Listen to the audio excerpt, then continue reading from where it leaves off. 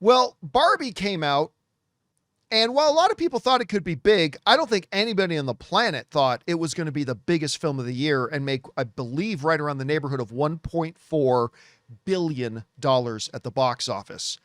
But it did. And again, it became the number one biggest film of the year that it came out. And I believe even it got like 8 Academy Award nominations, if I'm not mistaken.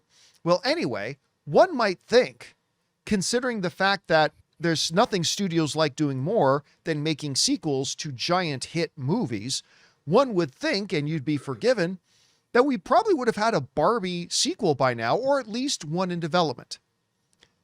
Well, they're trying to get one going, but apparently there's a big snag, and it's a big enough snag that there may not be a sequel to Barbie. This comes to us from the folks over at Variety, who are writing that the Barbie sequel has stalled as David Zaslav will not approve bigger salaries for Ryan Gosling and Margot Robbie. Now, don't be misled by that title saying, oh, he's refusing to give any kind of a raise. We're talking big money here. Variety writes this: when a movie makes more than $1.4 billion at the box office and earns 8 Academy Award nominations, the studio is going to want to make a sequel. Such was the case with Warner Brothers and Barbie. But time is running out to put Margot Robbie back in pink. In a new report, the New York Times revealed that the Warner Brothers Discovery CEO David Zaslav has balked at giving Margot Robbie and Ryan Gosling rich deals plus profit participation for a second film. Gosling, who was nominated for Best Supporting Actor Oscar for his role as Ken, is wanting a $20 million pay check plus profit participation. A Warner Brothers spokesperson notes that there was never an agreed upon framework that was approved and pulled back. Now, here's where things get a little sticky. There is a ticking clock on this, because if Warner Brothers is not in development of a new Barbie 2 by December, the movie rights for Barbie go back to Mattel, and Warner Brothers loses the movie rights. Now, then you might think, well, then cool. Mattel can just work with another studio and make Barbie 2. Oh, but they can't, because the iteration of that Barbie movie belongs to Warner Brothers. Mm-hmm.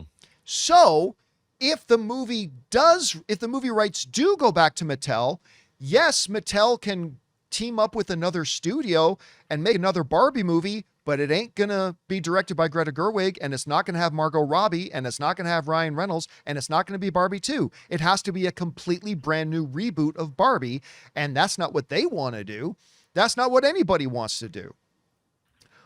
One of the most frustrating things to me of film fandom today is everybody screams two completely contradictory things. Everybody screams, why are budgets on movies so big? Why can't they be more responsible? Why does everything have to be a $200 or $300 million movie? Come on, studios, get your act together and make the movies for more reasonable amounts of money. That's one thing film fans say. At this very same time, these same film fans will then scream, give the actor whatever they want. Give the actor whatever they want is why these movies now almost always cost over $200 million. Yeah, Barbie made $1.4 billion. I don't think the sequel will make as much. I think most people don't think the sequel would make as much. Everybody agrees it's going to be a big hit movie.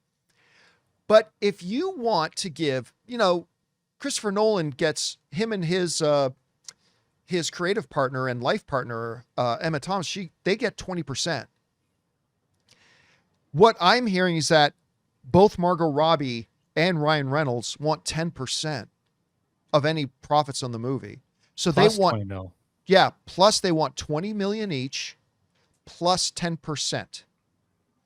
You are potentially talking about just those two actors alone, guys, accounting for $60 to $70 million of the budget.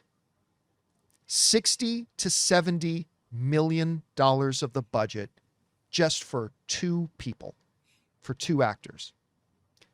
by itself, if you didn't pay another penny on production, locations, crew, anything, that movie that doesn't even get made because all you have is two actors, but still, that movie alone would have to make about I'm going to say $105 to $110 million at the box office just to break even. Just for that alone. Then, of course, there's the other $130 million you need to spend on everything else to mount and produce pre-production, production, post-production this movie. And I get the idea. First movie was a hit. Everybody should get a little bit of a bump. I agree with that.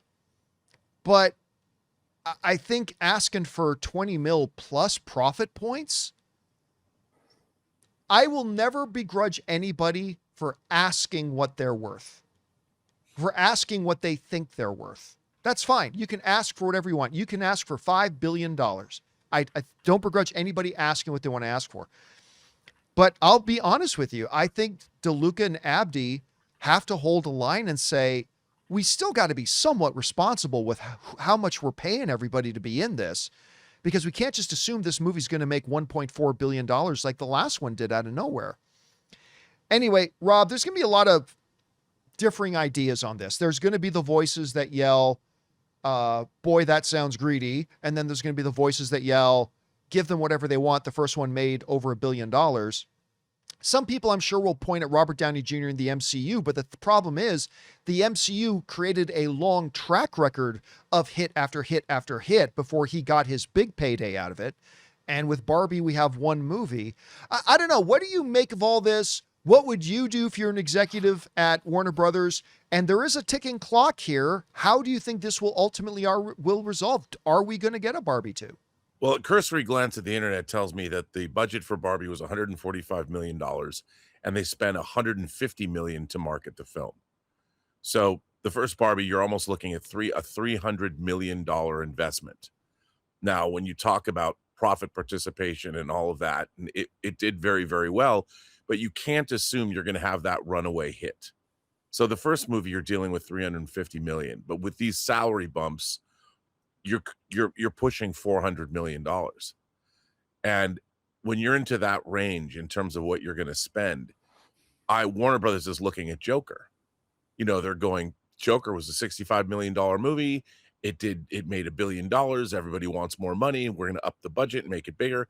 We're going to spend $200 million on Joker Folie Deux. And we all know how that turned out. So a studio's got to be thinking that there is no guarantee that just because your first movie made $1.5 billion, that your sequel is going to make as much money or even nearly, as you pointed out, that much money. You can't assume that. You have to assume for every movie that there is a certain amount of interest. And after Barbie, obviously, it was a big hit. You had the whole Barbenheimer phenomenon. But you can't assume that the movie's going to make $1 billion or $1.5 billion, because those numbers are at the upper echelon of what movies in the whole history of cinema have earned. By the way, Rob, to your point, I just want to point this out that we brought it up on screen. To your point, I think you're banging the money. Warner Brothers is looking at what happened with Joker. Joker made over $1 billion. The second one, look at this. Second one made 207. Now, and they spent I don't think 200 on it. Yeah, and so they lost their shirts on this. And that doesn't include marketing. I'm not saying Barbie 2 would make $200 million. I'm absolutely not saying that. But if you're a studio, you have to be aware that just because the first one made 1.4, you can't budget as if the second one's going to make 1.4 as well. Right. Nope. That's entirely irresponsible. So you have to think, like, I understand everyone's going to ask for more money, but I think that is both what they deserve, but then it also is what makes franchise filmmaking problematic, because you end up pricing yourself out of the game. Now, here's the thing. In asking for that much money, I don't know what they were paid for the first Barbie, but in asking for more money, you do run the risk of making the film unmakeable, because the budget just doesn't support you can't pull that. You can't take that risk. And Warner Brothers, especially in the position they're in with the potential sale and all that, they're not in any position to spread out a bunch of cash. And in doing that and spending that much money, they end up risking it's even harder to achieve profitability. So you're asking them, like, I would say for me, um, if you could work out a deal where their salary is somehow tied to the performance of the film. So give them a base salary of $10 million, and then the next 10 million is based on a percentage of the gross or Well, something. that's just it, because we've talked about that. Like, if you want this much money, if you want points, then take a cut. Then take a cut. You can't ask for both. And invest in the film. Yeah, and so. that's that. I think that's always been. I mean, I understand why a lot of people don't want to do that, because you might wind up with Highlander 2. What's crazy? You never know. What's crazy is Margot and Ryan both earned $12.5 million for the first Barbie, but because of Margot's deal, it was her production company too. It was her production company. Yeah, right. So because of her deal with the production, she actually came out with $50 million. Yeah. So, well, I don't understand. Like, why wouldn't you just follow that pattern again? I mean, well, and here's the other thing: when you pay two people that much, you then think of it in terms of a sports team and a salary cap. You want to spend $400 million on Giannis? Great. Now you got 15 cents to spend on a point guard. Like, the more you spend, I have a friend of mine who, I'm going to be very careful not to reveal identity. I have a friend of mine who directed a film that had a very, very, very big international superstar attached to star in the film. Is it Steven Spielberg? Because you're friends with him? Yeah, wouldn't that be amazing? And the thing is, the salary that this superstar demanded completely, my friend complains about this all the time, almost as much as Rob does about new Star Trek. I actually have to tell him, okay, yes, I've heard about this enough. I literally have to tell him sometimes, I've heard about you don't need to tell me the story again. But he constantly complains about the fact that giving that, the studio agreeing to give the star that much money completely hamstrung the rest of their production. And they just didn't have the money to properly do the rest of the movie right. And they ended up with a movie that was less than ideal. And it's again, it's a superstar, and it's a movie you're familiar with. But anyway, I don't want to sound like I'm trying to besmirch Margot Robbie or good Canadian kid Ryan Gosling. I'm a huge fan of both of them, and I have no problem with people asking for what they want to ask for. But I also believe a studio should at some point say no, because Rob, going back to that illustration of what happened with Joker, I mean, they are very aware what happened with Joker and then Joker 2. It goes back to that old adage that I bring up sometimes. The right house at the wrong price is the wrong house. The right house at the wrong price is the wrong house. It just is. And it might be in Warner Brothers' best interest to not do Barbie 2 rather than do a movie that they think is going to price them, that it's going to become very precarious about whether or not they're going to make money. And also with this time pressure, the pressure to make a deal, of course, the agents and the managers and the lawyers for Margot Robbie and Ryan Gosling are going to use that to leverage whether they're going to sign or not. They wouldn't be doing their jobs if they didn't. Of course. Yeah. And that's just how the business works.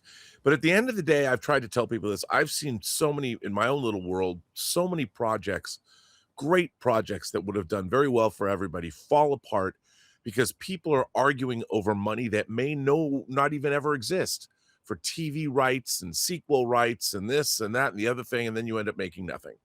In the case of this movie, I would think that everybody knows they have a pretty good opportunity. They've got an audience there. It's coming off of a hugely successful film, so the risk is a lot less than other movies. But if they can just mitigate that risk by not taking all that cheddar up front and maybe build in, everybody's got some skin in the game, making the best movie possible, I've always thought that's always the way to go. So who knows? All right, guys. Question is for you. What do you think about this? Apparently, Barbie 2 is being held up by money, and there is a ticking clock. They got to get this deal done and a movie in development by December, or the movie rights go back to Marvel. They go back. That would be a very different Barbie movie. Wow. It goes back to Mattel. What do you think is going to happen here? Whatever you guys think, jump down to the comments section below and let us know your thoughts. Barbie's in the new Ghost Rider. Guys, we want to take a second and thank a sponsor of today's video, Mars Men. Guys, you know that one of the frustrating things about getting older is realizing that the things that used to come naturally suddenly require a lot more effort. You wake up tired, workouts feel harder, recovery takes longer, and by the middle of the afternoon, your energy and focus can completely disappear. And that's where Mars Men comes in. Mars Men is designed to support healthy testosterone levels, natural energy, and stamina using 8 clinically dosed ingredients. There are absolutely no synthetics or needles, and it's made in the USA and third-party tested. Some men report steadier energy, stronger workouts, and better recovery, and it comes with a 90-day money-back guarantee. For a limited time, our listeners get 50% off for life, plus free shipping and 3 free gifts at mengotomars.com. That's mengotomars.com for 50% off and 3 free gifts when you check out. After you purchase, they'll ask you where you heard about them. Please support the John Campea Show and tell them we sent you.